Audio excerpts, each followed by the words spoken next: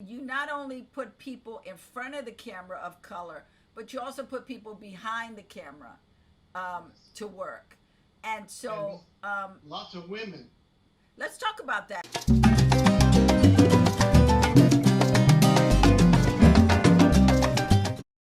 So let me ask you about because you had so many amazing actors on Resurrection Boulevard, and one of them was the award-winning Louis Gossett Jr., who you had come into the boxing Right. club. What was that for you? Because that must have been a big deal. Well, he's an Oscar winner, so I mean, it's a big time.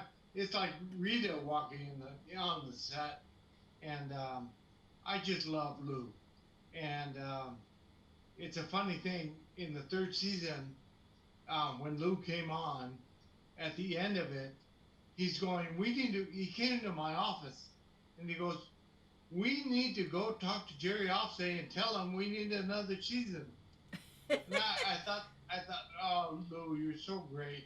Here he is. He's fighting for my show. Of course, it's his show then, and he was so good. He was so good. He didn't have to act. He just showed up, and that's how good he was. Mm-hmm. And I thought we created a good character for him as an old fighter who went to prison, and because he was with a white woman, and we don't tell that backstory, except sort of we allude to it, and but that's what it was all about, and he was just great. I loved him. I and still love him. and how was it I mean, working with Rita Moreno and Henry Darrow? oh my God, Henry is the best. Rita is the best. Uh, I remember Rita. We went to see her. She did a one-woman show at Pepperdine after we wrapped, and she we went to dinner, and she told me, she said, "You are the best producer I've ever worked with." Oh, And I thought, I have I have made it. That's all I need is for Rita Moreno to validate me. That's all I need. And I thought, oh my God, Rita Moreno, and you. I think there's a picture that I sent you of me giving her a kiss at one of her shows. I just love her dearly, and she was so good as a grandmother, and Henry was so good as a grandfather. Um, Everybody was just. I mean, they're wonderful. They're all wonderful. Yeah. I wish we could have had more uh, people. We had gone 5, 6, 8, 10 seasons. what were a few of your takeaways from doing that show for you personally? All the people that I met is, and subsequently met through the show. Um, I mean, obviously, people like you, who I love dearly. And then, um, uh, I mean, I got to meet, sometimes I think I'm like Forrest Gump because I've met so many people. I mean, Joe Frazier, Sugar Ray Leonard, Carlos Palomino. I mean, you go on and on. All the boxers, all the world champions, all the people. Um, uh, Brian Austin Green was great. I mean, everybody. Uh, the takeaways. I've had a very special life, and I've done a lot of things, and not just producing shows, but I've been able to work in baseball. I've been a stuntman. I've been I've done a lot, and then in Hawaii I met all kinds of people. I mean, Tim Matheson, who I met at Old Tucson, and then in Hawaii, and then he came. He wanted to direct an episode of Resurrection, Wow. and we would have given it to him in the fourth year, but we didn't make it to fourth year. So, when did you start? This is just a side note, but when did you start playing golf? Oh, my dad, and this is a great story. My dad said when I was in junior high school, he said you're going to learn two things. You're going to learn to type, and you're going to learn to play golf. He goes, typing will serve you all your life, and golfing is what businessmen do. And lots of business is done on the golf course. So later on, I thought, I don't want to play golf. There's baseball and football and basketball. Golf is like for sissies. But my dad said, you're going to learn to play golf. So I learned to play golf. And then when I was a senior, I needed 2 classes to graduate. And my dad said, have you taken typing? And I go, no. He goes, get a typing class. So I was a senior with all these freshman girls in typing. And what do I do now? I golf and I type. That's fantastic. My dad was like so prescient. He knew something. I don't know what the hell he knew, but he knew something. Yeah, he set you on the right course. Something else I want to, another side note about you being an excellent networker.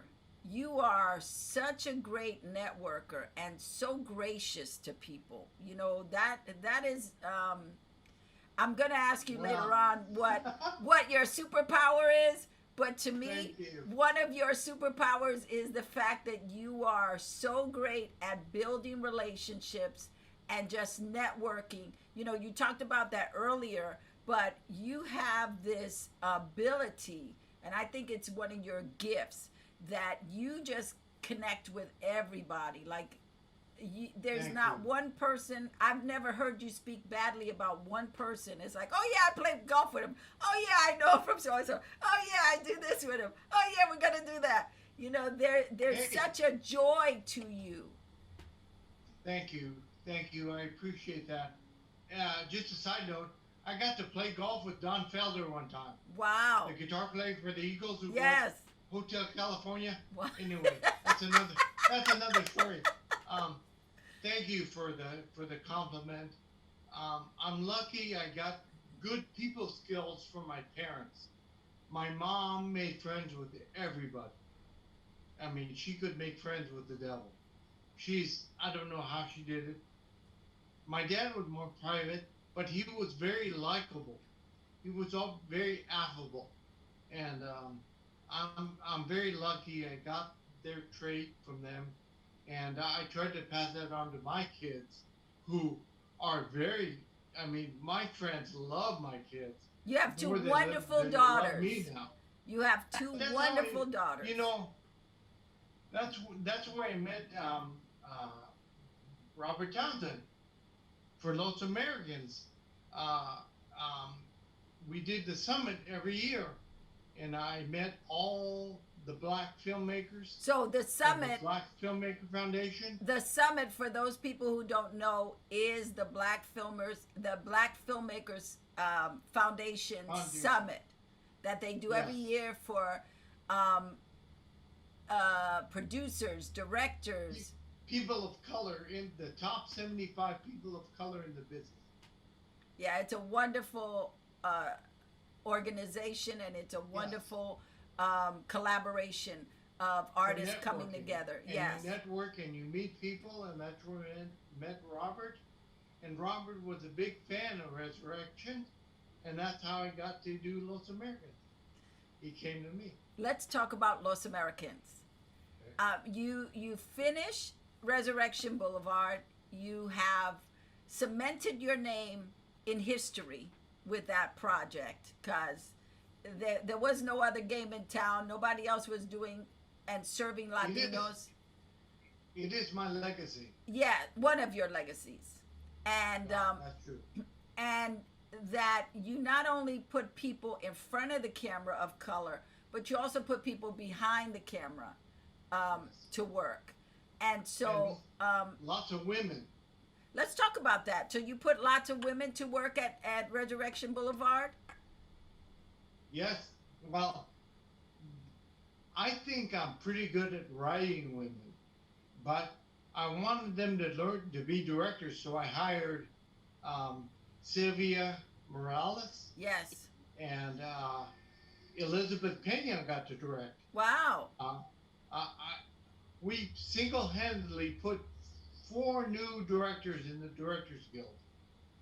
Me, Michael De Lorenzo, Tony Plana, and Elizabeth Pena. Wow. And we gave Nancy Malone. Nancy, I don't know if you know who Nancy was. She was an actress from years ago, and she started AFI. Oh, wow. She's one of the pioneers who started AFI. And she came into my office and she said, I'm Irish, but I think I should I should direct Resurrection Boulevard. I said, okay, convince me. So she told me this whole story about the Brigade of San Patricio, all the Irishmen who defected from the U.S. Army to go fight with the Mexicans during the Mexican-American War. Wow. It was called the Brigade of San Patricio. And she told me this story, so I said, okay, we'll hire you to do next stuff. Oh. And she did fantastic. She did a great job. And so ever since, so she's another female director.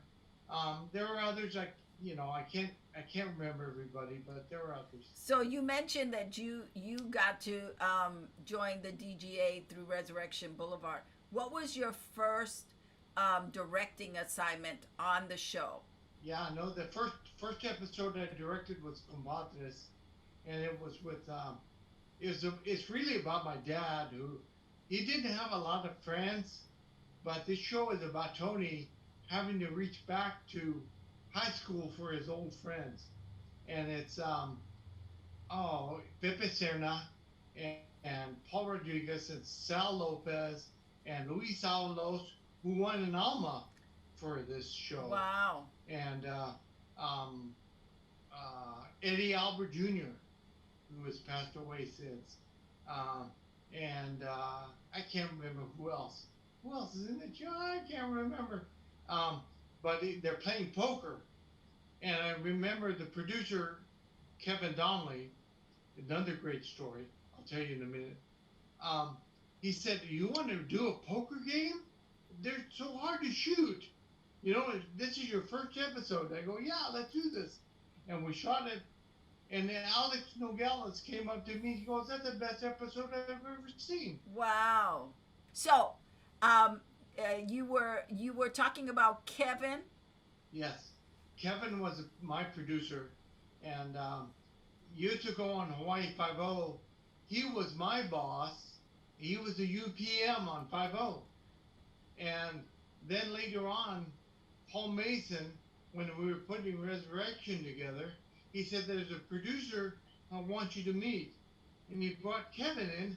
I go, "Kevin, you don't remember me, but I was a stand-in and production assistant on 5-0 when you were there." And he goes, he didn't remember me, but he was my boss, and then I became his boss. Wow. So that's another thing, that a piece of advice to people: be nice to everybody, because you never know who's going to end up being your boss. And I just loved Kevin dearly, but you know, he was my boss, and then I became his boss. Amazing. So now you have finished Resurrection Boulevard.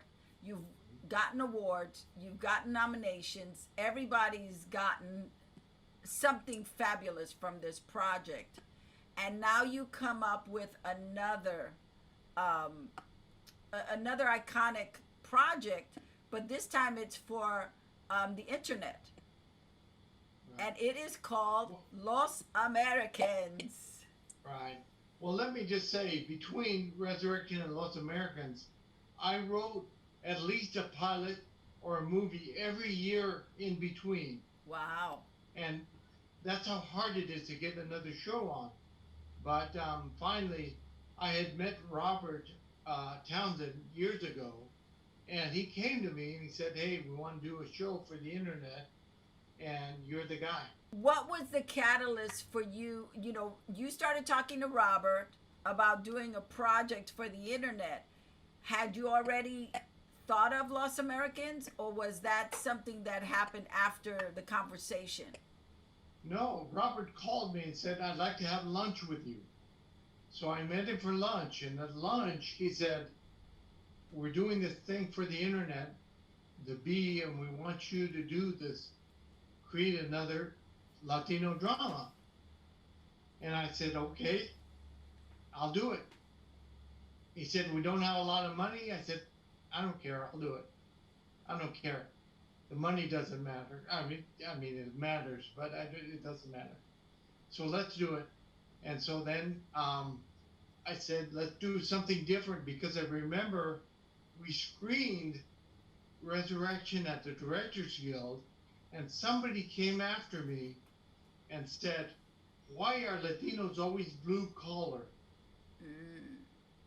And I said, well, that's because mainly that's our experience, but there is nothing more upwardly mobile than the Santiagos, because who's more upwardly mobile than Oscar de la Hoya, or a world champion boxer who comes from the street and makes millions of dollars boxing?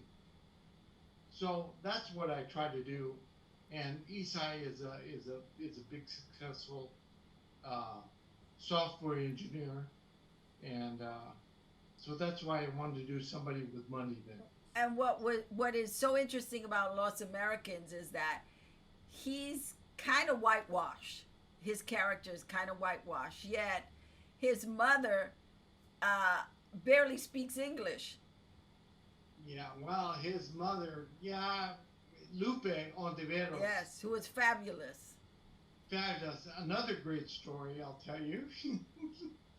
Lupe always wanted to be Bibi. And she used to talk about people giving me grief. She gave me so much grief. She said, I should have been Bibi. I go, Lupe, you're not right for Bibi. Bibi is Elizabeth Pena. Knock it off. And so then when I wanted a grandmother for Los Americans, I went to Lupe and I said, I want you to be the grandma. And she goes, okay, well, how much, let's make the deal. I go, there's no money. Stop that. There's no money, but you're doing this because all you've done is give me grief. And I wrote this part for you and you're doing it. And so she did it, and she's brilliant. Yes, she is. She is. And it is what's great. Well, what's great about your characters is they're all three-dimensional.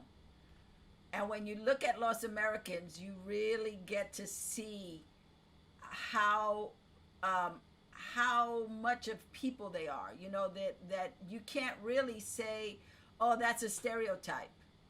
Because they have so much heart, so much soul, so much grit to them, you know, and are so complex. Well, there are a lot of people, I mean, I would either drink, we know they drink, but I mean, mine didn't. I mean, one did, one didn't. One was a total teetotaler.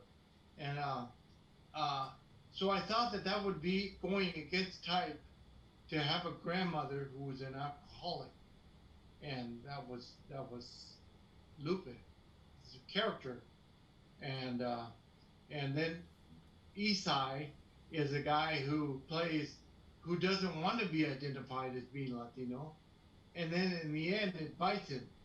It comes back around, the fact that he can't speak Spanish, and he eschewed his Latino roots his whole life, and now he's stuck without a job that he needs. If he could only speak Spanish. Yeah, it's wonderful. I thought that it worked very well. It's wonderful. I mean, first of all, it was wonderful to work with you on it, but just the story is wonderful because you hit so many hard-hitting themes in it, from immigration to how we don't want to, we don't want to be who we are. You know, I don't want to be Latino. I want to be white. I want to, you know, I want the same opportunities white people have. And if I speak Spanish, I'm not going to get that, you know, and then the whole drinking stuff.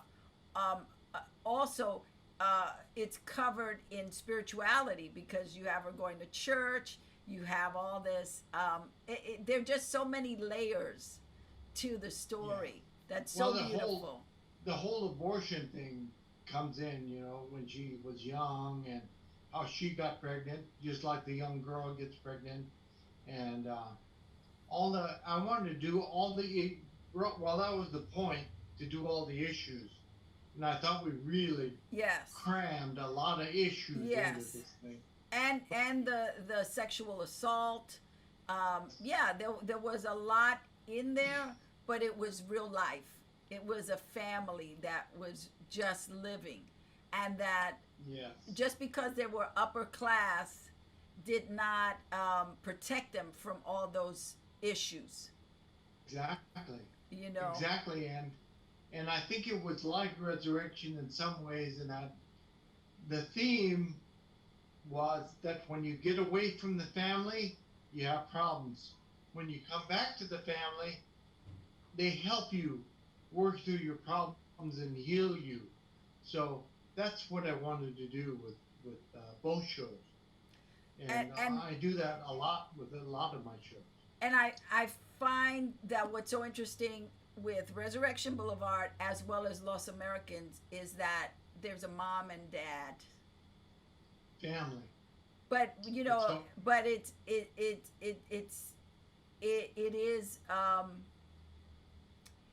it's contained. It's not as fractured as other shows. You know what I mean? Like we actually get to see the family unit. But what I love is that in both shows we get to see a complete unit. And we get to see grandparents, and we get to see extended family. And one of the moments in Resurrection Boulevard that I love is when Douglas is walking away. And I think they're in a park, and he's walking away, and there's some cholos that give him a hard time for a second, and then he starts fighting with them, and then the father sees and jumps in. Yeah. And then the family comes. And I said, that's so Latino. Yeah, no, the thing is that it's the second episode where Douglas is estranged from his dad, played by Isai, and they're in a picnic in the park, and Isai is having trouble dealing with his son's homosexuality. So Douglas has to, fight and prove, because these guys say something about faggots or something, and then there's a fight. Right. And so then, they fight, and then the dad comes, and he's in the fight. And then the other brothers come, but they're too late. They already kicked the butt of the guys. Right, but just the fact that the cavalry is coming, they're just coming is like... That when I was a kid, that was the thing, is you don't mess with Latinos because the whole family comes for you. Yeah, that's the way it always is. Yeah, so it just is wonderful that you have written these characters that have a real life, so that if the person doesn't know the culture, they get an inside view of the culture.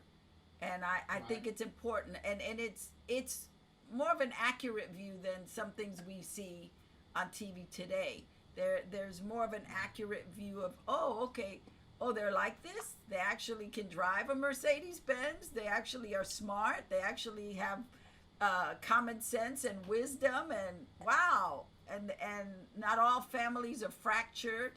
You actually have a cohesive family. And they're not all poor. Yes. They're not, everybody, they have ambition, they have dreams, they have lives, they have everything that everybody else has. And work ethic. And we're just regular people like everybody else. Yes, and the work ethic.